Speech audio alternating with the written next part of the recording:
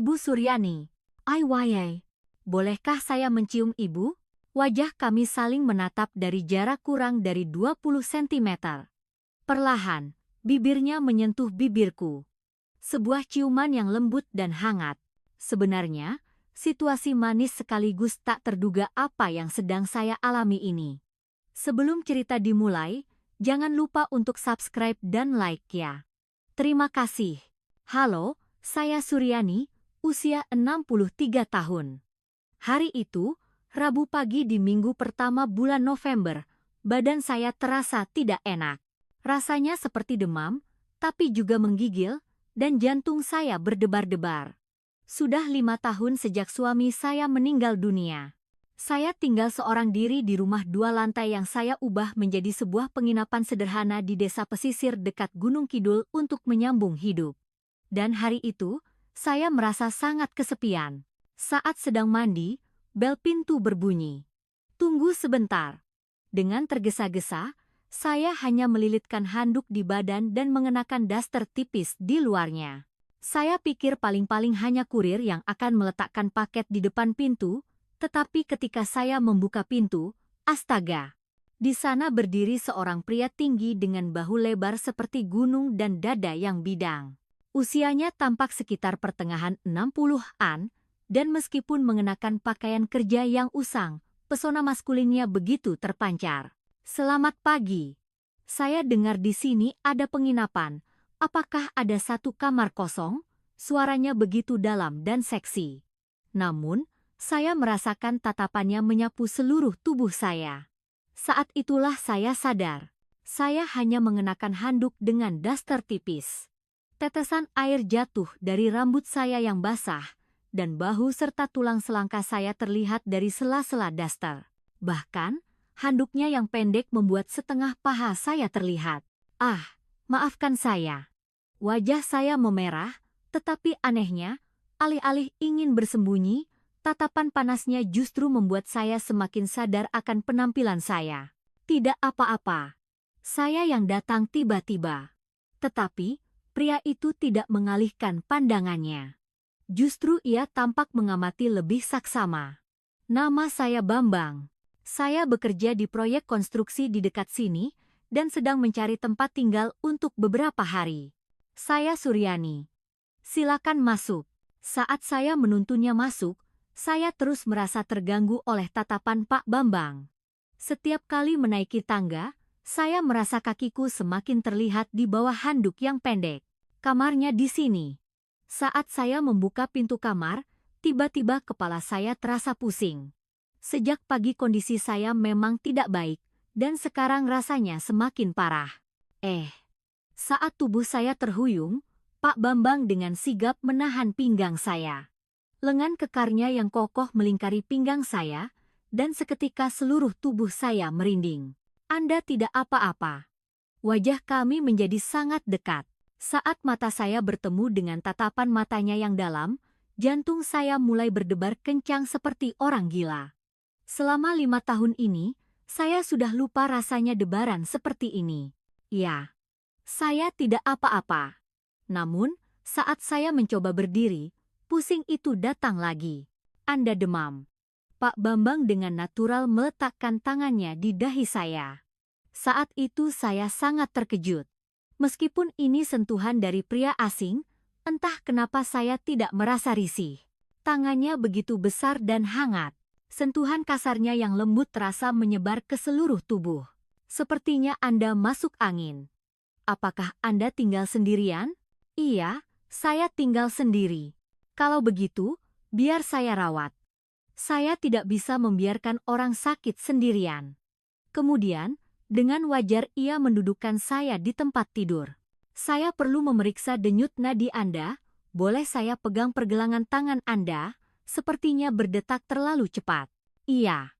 Meskipun terkejut, melihat ekspresi serius Pak Bambang, sepertinya ia benar-benar khawatir. Saya pernah menjadi guru olahraga selama 30 tahun. Saya sudah sering memberikan pertolongan pertama pada murid-murid. Sambil berkata begitu, ia perlahan memegang pergelangan tangan saya. Saat jari-jarinya yang besar dan kasar melingkari pergelangan tangan saya yang kurus, Rasanya seperti ada aliran listrik di seluruh tubuh saya. Benar-benar cepat. Apakah Anda merasa sangat sakit?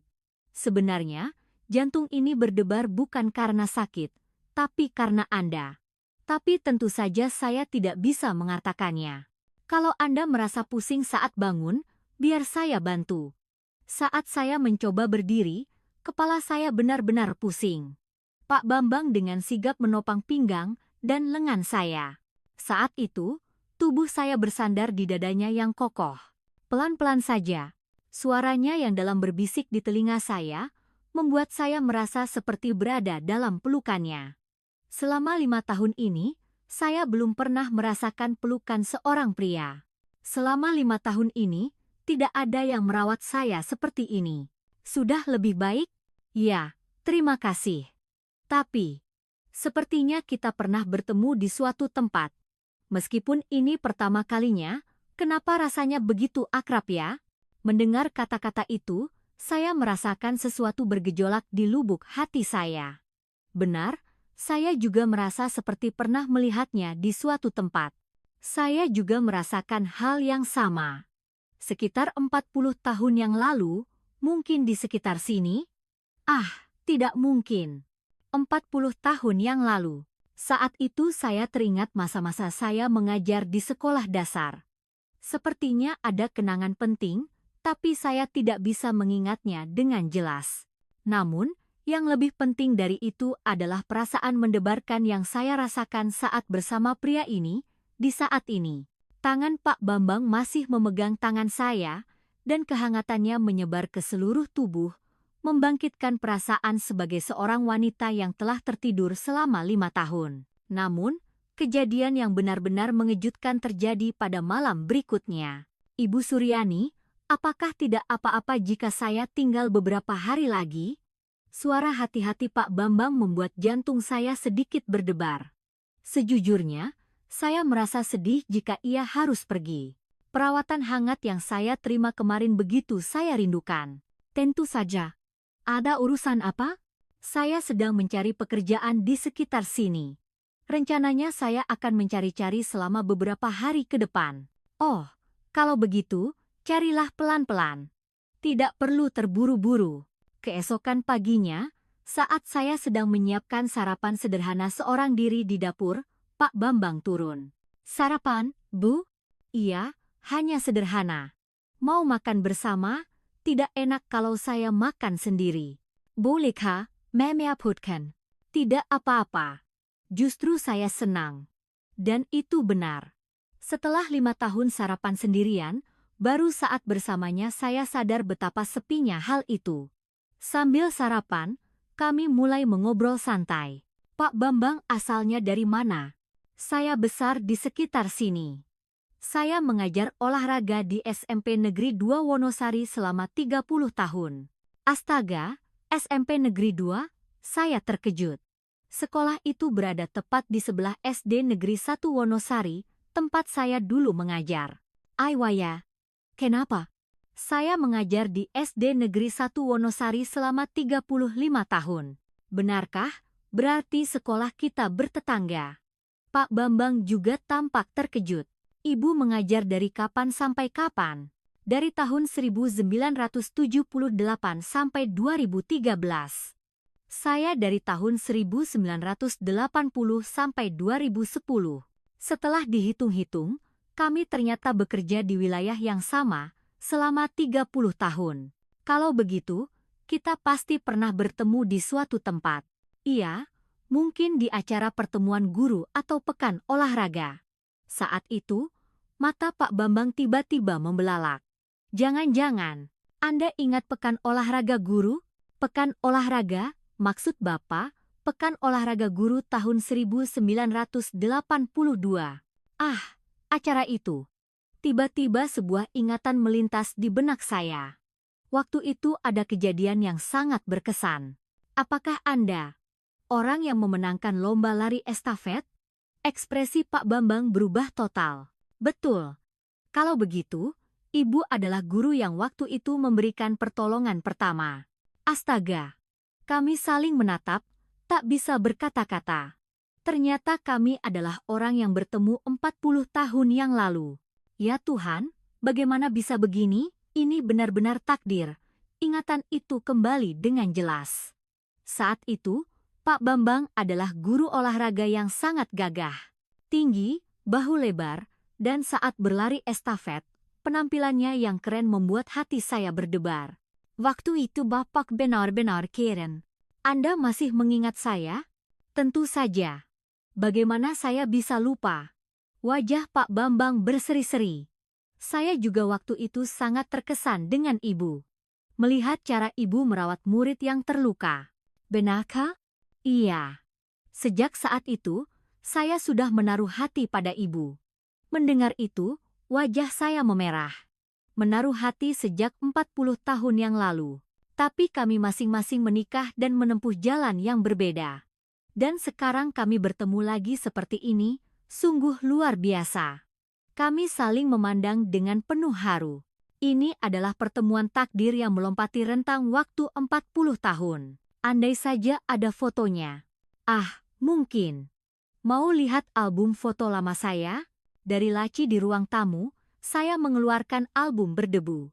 Saya dan Pak Bambang duduk berdampingan di sofa dan membukanya. Astaga, foto ini. Muncul foto grup Pekan Olahraga Guru tahun 1982. Di sana ada saya di masa muda, mengenakan seragam olahraga putih dan tersenyum cerah, dan di sebelahnya. Ini bukannya Pak Bambang? Saya menemukan Pak Bambang muda di dalam foto itu. Ia benar-benar tampan. Betul, itu benar-benar saya. Ya ampun, kita ada di dalam satu foto yang sama. Melihat foto itu, kenangan saat itu satu persatu muncul kembali. Waktu itu, penampilan Bapak saat menggendong murid yang jatuh dan berlari, benar-benar gagah. Anda mengingatnya? Tentu saja. Malamnya di rumah pun saya terus memikirkannya. Pak Bambang tampak terkejut. Benarkah? Iya. Sebenarnya saya sudah menaruh hati pada Bapak. Tapi saya tidak tahu bagaimana cara mendekatinya. Saya juga sama. Saya ingin menyapa ibu, tapi tidak punya keberanian. Begitu ya. Kami saling menatap dan merasakan kembali debaran 40 tahun yang lalu. Berarti, kita saling suka ya? Sepertinya begitu.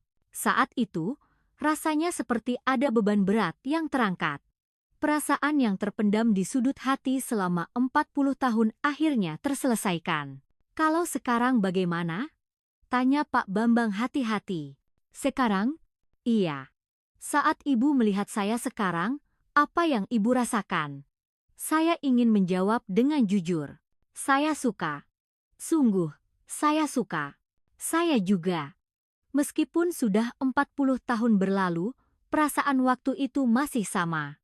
Jantung saya mulai berdebar. Sore itu benar-benar istimewa.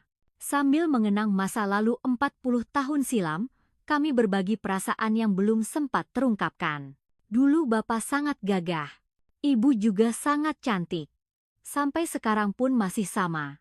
Sambil mengobrol seperti itu, kami secara alami menjadi lebih dekat. Bahu kami bersentuhan, tangan kami tak sengaja bersinggungan.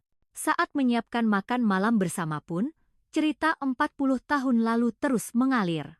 Sungguh aneh. Bisa bertemu lagi seperti ini. Sepertinya ini takdir. Malam itu, saya berbaring di tempat tidur tetapi tidak bisa tidur. Jantung saya berdebar memikirkan takdir pertemuan kembali setelah 40 tahun. Para penonton, apakah ini yang namanya takdir?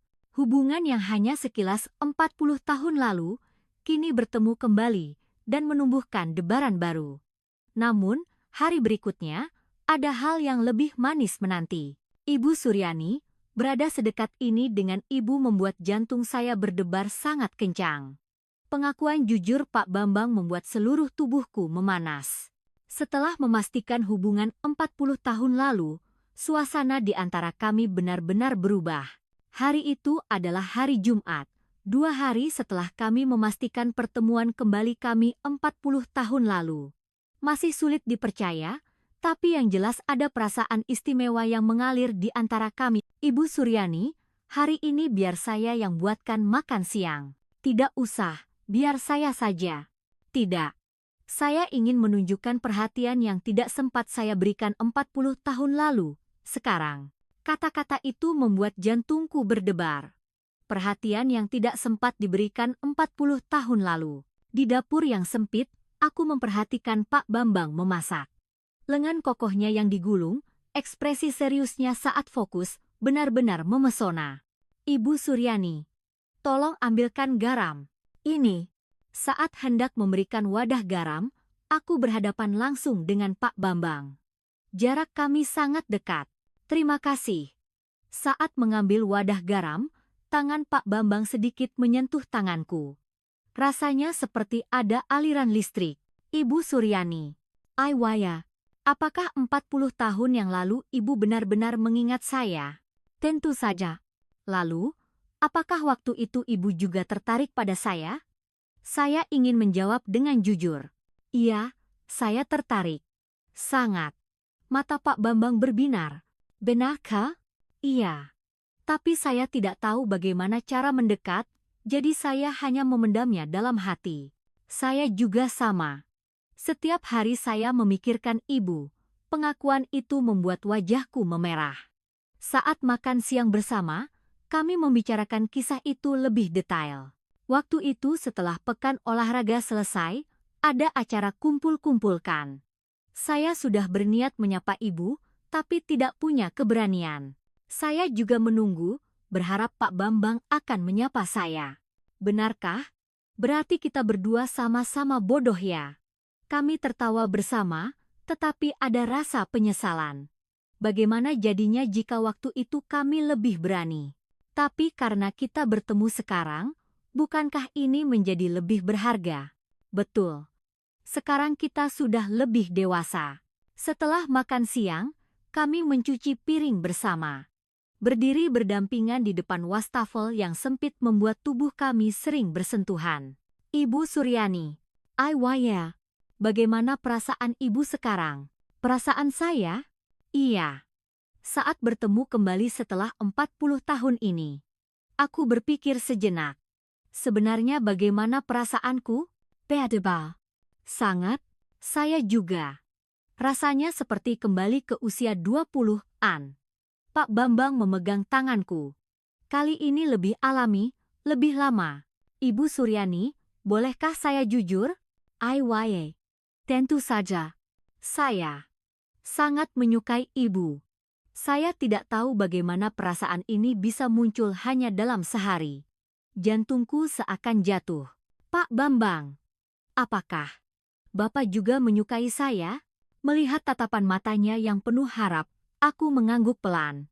Iya, saya suka. Sungguh, saya suka. Saat itu, Pak Bambang meletakkan tangannya di pipiku. Benarkah? Aiwaye. Kalau begitu, bolehkah saya mencium ibu? Wajahku memerah padam. Ciuman? Di usia 63 tahun, aku tidak pernah menyangka akan merasakan debaran seperti ini. Iya, jawabku dengan suara lirih. Pak Bambang perlahan mendekatkan wajahnya. Lalu dengan hati-hati, ia mencium bibirku. Ciuman yang lembut dan hangat. Perasaan sebagai seorang wanita yang telah terlupakan selama 5 tahun, bangkit kembali sekaligus. Di sore yang sunyi itu, hanya terdengar suara hujan yang mengetuk jendela. Kami saling mendekap lebih erat. Kehangatan tubuh Pak Bambang menjalar ke seluruh tubuhku. Dalam 63 tahun hidupku, rasanya aku belum pernah merasakan kebahagiaan seperti ini. Dipeluk seperti ini, rasanya sangat menyenangkan. Saya juga. Rasanya seperti mimpi. Setiap kali Pak Bambang mengelus punggungku dengan lembut, seluruh tubuhku gemetar. Indraku sebagai seorang wanita yang telah tertidur selama 5 tahun, satu persatu mulai terbangun. Ibu Suryani, ibu sangat cantik. Bisikannya membuat jantungku semakin berdebar. Napas kami saling beradu, semakin cepat. Aku sadar, saat yang telah dinanti sejak 40 tahun lalu akhirnya tiba. Waktu seakan berhenti. Di dunia yang hanya milik kami berdua, hati dan tubuh kami menjadi satu sepenuhnya. Sore itu benar-benar istimewa. Di hari Minggu yang hujan, Dalam waktu yang tenang hanya untuk kami berdua, kami memastikan cinta yang kembali ditemukan setelah 40 tahun dengan seluruh jiwa raga. Kami duduk di ruang tamu sambil minum teh, perlahan melepaskan perasaan yang terpendam selama 40 tahun. Kenapa dulu kita tidak berani ya? Karena kita masih muda. Tidak bisa sejujur sekarang. Betul. Sekarang kita bisa jujur. Pak Bambang merangkul bahuku. Aku bersandar padanya dengan alami. Dipeluk seperti ini, rasanya sangat nyaman. Saya juga. Seumur hidup saya belum pernah merasakan perasaan ini. Mulai sekarang, kita bisa seperti ini setiap hari. Benarkah? Aiwaya. Saya akan terus di sini. Kata-kata itu membuat jantungku berdebar. Terus bersama. Apakah itu mungkin? Saat menyiapkan makan malam bersama, kami terus saling sadar satu sama lain. Kini, kami bukan lagi sekadar tamu penginapan dan pemilik, melainkan seorang pria dan wanita yang saling menyukai. Malam itu, aku lama tidak bisa tidur. Hatiku penuh dengan debaran cinta yang bertemu kembali setelah 40 tahun. Teman-teman, cinta yang sesungguhnya baru saja dimulai. Seminggu telah berlalu sejak ciuman pertama kami. Hubungan kami semakin dekat sedikit demi sedikit, meskipun masih tidur di kamar masing-masing, kami menghabiskan banyak waktu bersama sepanjang hari. Pagi itu pun, Pak Bambang sedang membantuku di dapur. Biar saya yang angkat barang berat ini, kata Pak Bambang sambil mengangkat galon air dari dispenser. Galon seberat 19 liter itu diangkatnya dengan sangat ringan. Terima kasih. Kalau sendirian, pasti berat sekali. Mulai sekarang jangan sendirian. Kan ada saya. Kata-kata itu menghangatkan hatiku. Aku tidak pernah menyangka, memiliki seseorang yang membantuku bisa terasa begitu menenangkan. Tapi, Pak Bambang, bagaimana dengan pekerjaan? Belum ada yang cocok. Di usiaku ini, tidak banyak yang mau menerima. Ekspresi Pak Bambang sedikit muram. Aku tahu, mencari pekerjaan baru di usia 65 tahun tidaklah mudah. Tidak apa-apa. Pelan-pelan saja carinya. Sambil di sini saja. Terima kasih. Tapi saya tidak bisa terus merepotkan. Ini bukan merepotkan. Saya juga senang ada Pak Bambang di sini. Dan itu benar. Hidupku jauh lebih bersemangat daripada saat sendirian. Saat menyiapkan makan siang, Pak Bambang berkata, Ibu Suryani, saya bisa sedikit memasak. Hari ini biar saya yang masak ya. Benarkah? Iya. Karena hidup sendiri, saya jadi belajar banyak hal. Kemampuan memasak Pak Bambang benar-benar luar biasa. Dia membuat soto ayam dengan gerakan yang sangat lihai. Wah, Bapak jago sekali ya. Terima kasih atas pujiannya. Melihat punggung Pak Bambang yang sedang memasak, tiba-tiba aku berpikir. Alangkah senangnya jika aku bisa melihat pemandangan ini setiap hari. Sudah matang. Coba cicipi. Enak sekali. Syukurlah. Sambil makan siang bersama, kami mengobrol santai. Pak Bambang, bagaimana kehidupan pernikahan Bapak dulu? Aku bertanya dengan hati-hati, dan ekspresi Pak Bambang sejenak menjadi muram. Tidak baik. Sepertinya kami tidak cocok satu sama lain. Pasti berat ya. Beberapa tahun terakhir kami hidup seperti orang asing. Jadi saat bercerai pun tidak terlalu sedih. Sekarang bagaimana? Apa Bapak tidak kesepian? Dulu kesepian, tapi sekarang ada Ibu Suryani, jadi tidak kesepian sama sekali. Kata-kata itu membuat wajahku memerah. Saya juga begitu. Setelah bertemu Pak Bambang, dunia terasa berbeda. Sore harinya kami menonton TV bersama di ruang tamu. Duduk berdampingan di sofa, Pak Bambang dengan alami merangkul bahuku. Tidak apa-apa. Iya. Bersandar di pelukannya, aku merasa sangat damai. Inilah kebahagiaan, pikirku. Ibu Suryani. Aiwayai. Saya sungguh menyukai ibu. Saya juga. Saat itu Pak Bambang mengelus kepalaku. Sentuhan yang lembut dan hangat. Rambut ibu lembut sekali. Sudah tua jadi banyak yang rusak. Tidak. Cantik sekali. Saat kami saling berpelukan, Tiba-tiba Pak Bambang mengerang. Aduh, kenapa? Pinggangku. Sepertinya kambuh lagi saat mengangkat galon air kemarin. Astaga, gawat. Apa tidak sebaiknya ke dokter? Tidak apa-apa. Nanti juga sembuh kalau istirahat. Tapi ekspresi Pak Bambang terlihat sangat kesakitan. Berbaring saja di kamar. Nanti saya tempelkan koyo. Tidak usah. Tidak boleh. Cepat berbaring sana. Akhirnya Pak Bambang berbaring di kamar. Saat bajunya diangkat, bagian pinggangnya sedikit bengkak. Bengkak sekali ya, pasti sakit sekali. Tidak apa-apa. Beberapa hari lagi juga sembuh. Sambil menempelkan koyo, aku kembali menyentuh punggung lebar Pak Bambang. Tetap kokoh dan hangat. Bagaimana?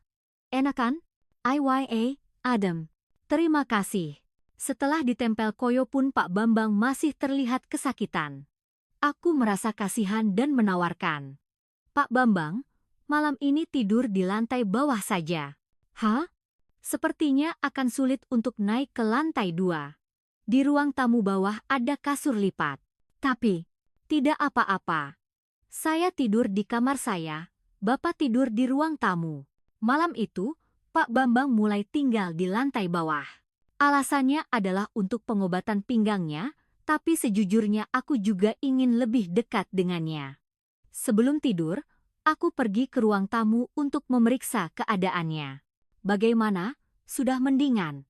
Iya, sudah jauh lebih baik. Syukurlah. Tiba-tiba Pak Bambang memegang tanganku. Ibu Suryani, terima kasih banyak. Ah, untuk hal sepele begitu. Tidak. Memiliki seseorang yang merawatku seperti ini, aku sangat berterima kasih. Kata-kata itu menyentuh hatiku. Pak Bambang juga banyak membantuku. Kalau begitu, bagaimana kalau kita hidup saling membantu? Maksud Bapak? Maksud saya ingin kita benar-benar hidup bersama. Bukan lagi sebagai orang yang terpisah. Jantungku mulai berdebar. Kata hidup bersama ternyata bisa semanis ini. Tapi, apa kata orang nanti? Masa bodoh. Yang penting kita bahagia kan? Ibu Suryani, pikirkanlah. Tidak perlu terburu-buru. Malam itu, aku lama tidak bisa tidur. Hidup bersama Pak Bambang. Apakah itu mungkin? Namun, keesokan paginya, sebuah kabar tak terduga datang. Sudah 15 hari sejak kami memutuskan untuk hidup bersama. Setiap hari terasa seperti mimpi yang membahagiakan. Bangun pagi bersama, sarapan bersama, Pak Bambang pergi ke proyek konstruksi, dan saya mengurus penginapan. Namun, hari itu segalanya berubah. Suryani, ada masalah besar. Sekitar jam 2 siang, Pak Bambang pulang lebih awal. Ekspresinya tidak biasa. Ada apa? Apa yang terjadi? Aku dipecat dari proyek. Apa? Kenapa? Katanya karena aku beberapa hari izin karena sakit pinggang, mereka sudah menggantiku dengan orang lain. Suara Pak Bambang bergetar. Dari ekspresinya, aku bisa merasakan betapa putus asanya kehilangan pekerjaan di usia 65 tahun. Tidak apa-apa. Kita bisa cari pekerjaan lain. Di usiaku ini, mana ada yang mau menerima? Ucapannya benar. Secara realistis, aku tahu itu tidak akan mudah. Tapi kita tidak boleh menyerah. Suryani, maafkan aku. Mengajakmu hidup bersama dalam situasi seperti ini. Jangan bicara begitu. Justru di saat sulit seperti ini kita harus bersama, kan? Malam itu, Pak Bambang hampir tidak berbicara. Sepertinya harga dirinya terluka. Pak Bambang, ayo makan. Aiwai, Pak Bambang yang biasanya lahap makan, kali ini hampir tidak menyentuh makanannya.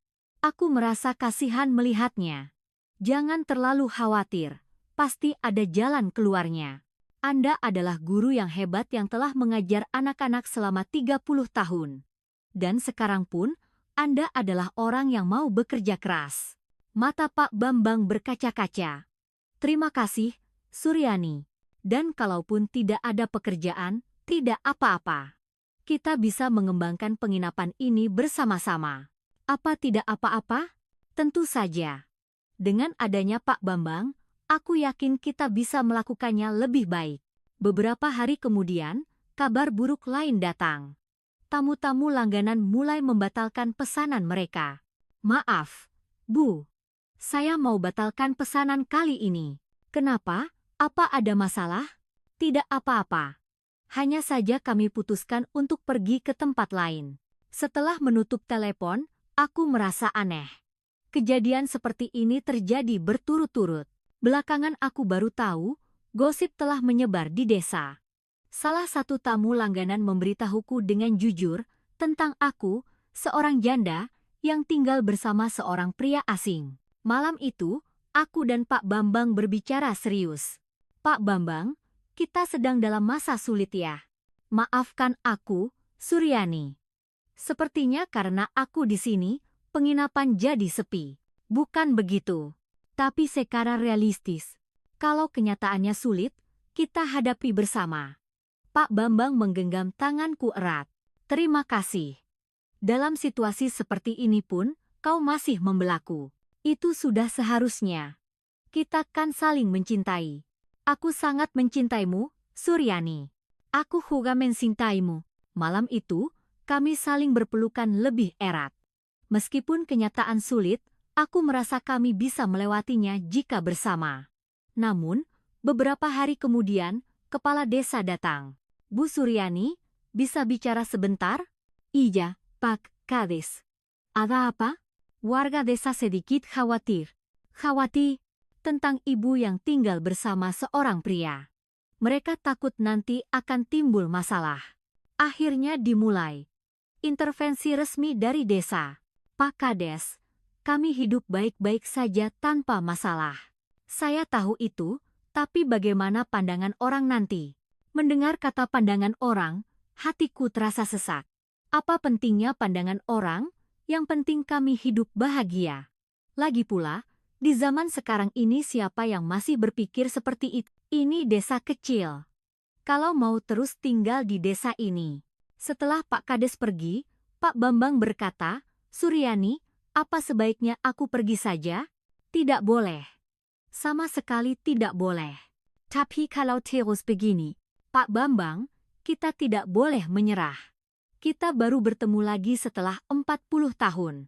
Malam itu, kami berdua tenggelam dalam pemikiran yang mendalam. Cinta itu berharga, tetapi kenyataan tidak mudah. Suryani, Aywaye, meskipun sulit, maukah kau tetap bersamaku? Tentu saja.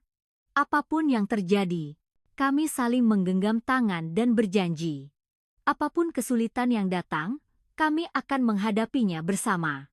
Para penonton, cinta sejati terbukti di saat seperti ini. Bukan hanya bersama di saat senang, tetapi menjadi lebih kuat di saat sulit. Pak Bambang, sekarang kita mulai serius ya. Kita kelola penginapan ini bersama. Bersama? Iya. Kalau aku sendiri, ada batasnya. Kalau Pak Bambang membantu, aku yakin akan jauh lebih baik. Mata Pak Bambang berbinar. Benarkah? Apa aku bisa membantu? Tentu saja. Pak Bambang kan kuat, terampil, dan jago masak. Tapi aku tidak punya pengalaman. Aku juga awalnya tidak punya pengalaman. Kita bisa belajar bersama. Sejak hari itu, kami mulai mengelola bisnis penginapan bersama secara serius.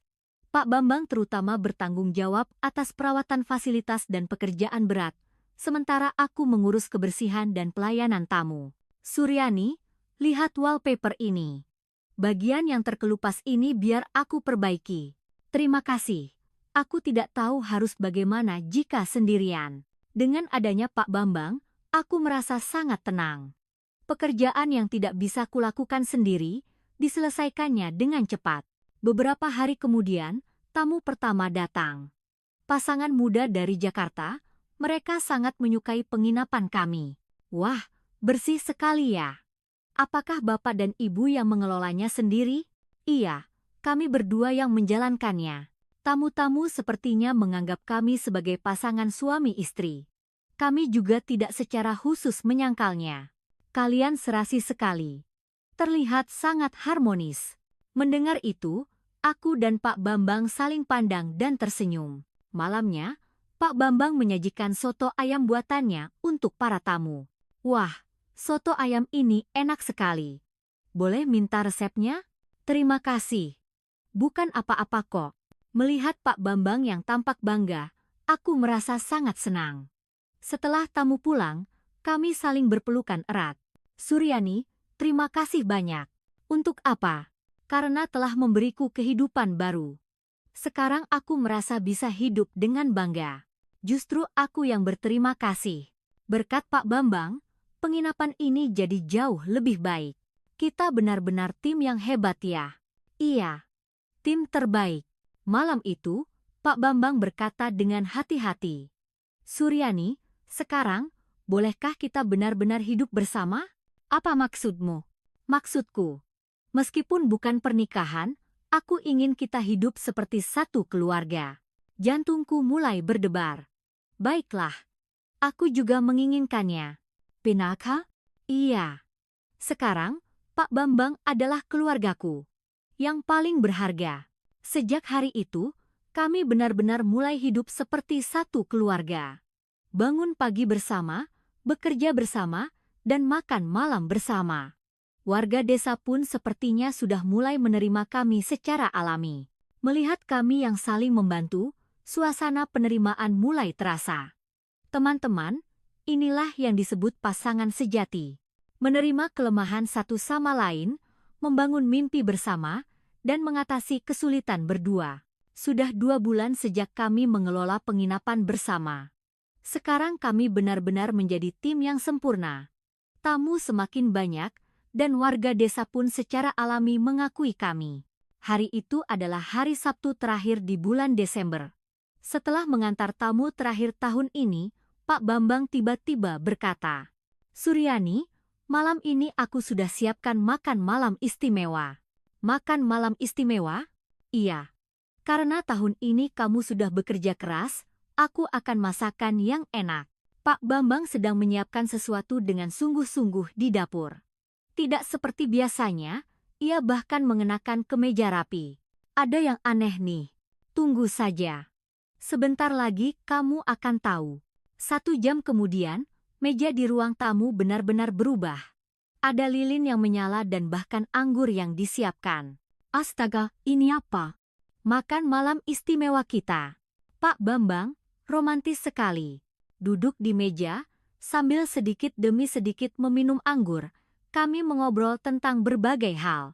Cerita dari hari pertama bertemu hingga sekarang. Rasanya seperti mimpi. Bertemu lagi setelah 40 tahun dan bisa hidup bersama seperti ini. Aku juga tidak pernah menyangka hidupku akan berubah seperti ini. Karena anggur, wajah Pak Bambang yang sedikit memerah tiba-tiba berdiri. Suryani, tunggu sebentar. Lalu ia mengambil sebuah kotak kecil dari suatu tempat. Ini apa? Buka saya. Saat kubuka kotak itu, ada sebuah cincin cantik di dalamnya. Bukan berlian, tapi cincin perak yang sangat cantik. Pak Bambang.